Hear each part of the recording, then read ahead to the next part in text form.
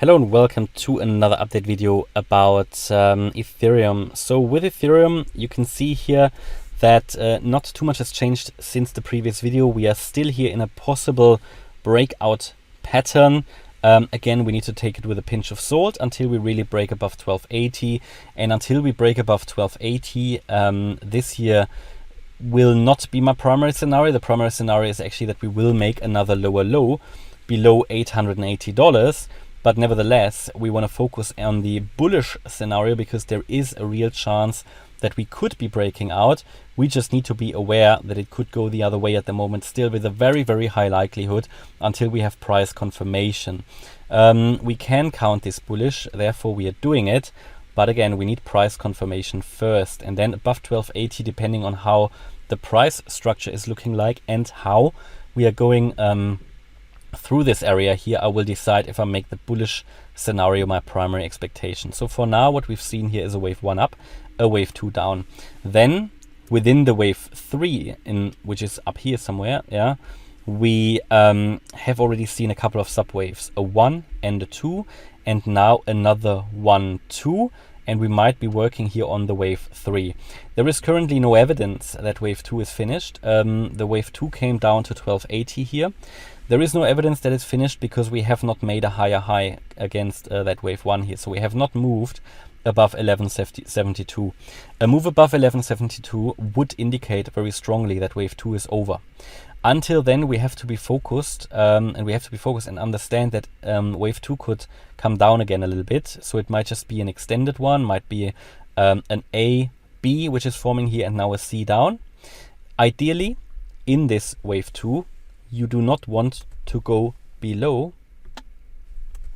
let's say, ideally, you stay above the $1,071 level, or at least $1,058. That is the 88.7% FIB level. It definitely should not drop below 1,044. If it does that, this imminent move up is invalidated. So I don't have a problem with it coming down a little bit, because then it could just be here the wave 2 basically, yeah, consisting obviously of 3 waves. So this could have just been the A, then we moved up in a B, and we might now be in that C wave here. But again, I gave the key levels below which it should ideally not retrace. As long as we are above 1080 here, where the wave A low was, if it was a wave A, then we can remain focused on the upside. But again, we need evidence to move above the wave 1 high to have the evidence that the wave 2 is over. So for now, yeah, we can assume wave 2 is finished, but evidence is not there. Yeah, we need to move above that wave 1 high, and then we could move up in a wave 3, probably to the next resistance at, first of all, here around the area of 1220 to 1230, and then we're going to approach important resistance here all the way up to 1280. This is also where, based on the targets, that wave 3 in white should land.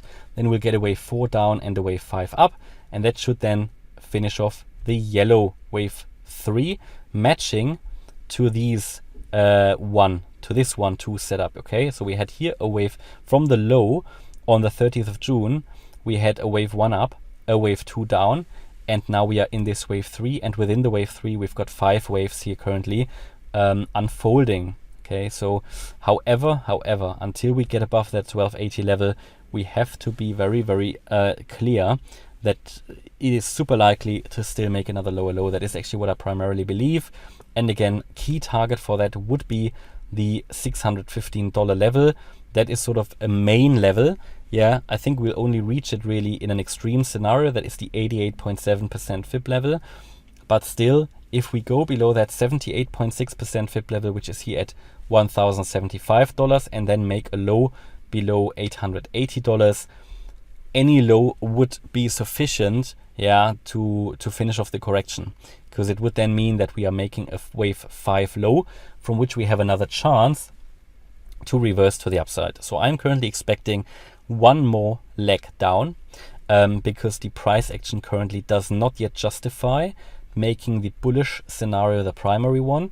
That might change above 1280, and we need to have it on the radar, because the chances are there that 880 was really a swing low, a significant swing low that ended this overall correction. And that's currently my view about Ethereum. Just gave you the key areas above and below which scenario will get more likely. Hopefully you liked the update. If you did, please hit the like button, leave a comment and subscribe. And if you really like the content, then check out the channel membership. Thanks a lot for watching. Bye-bye.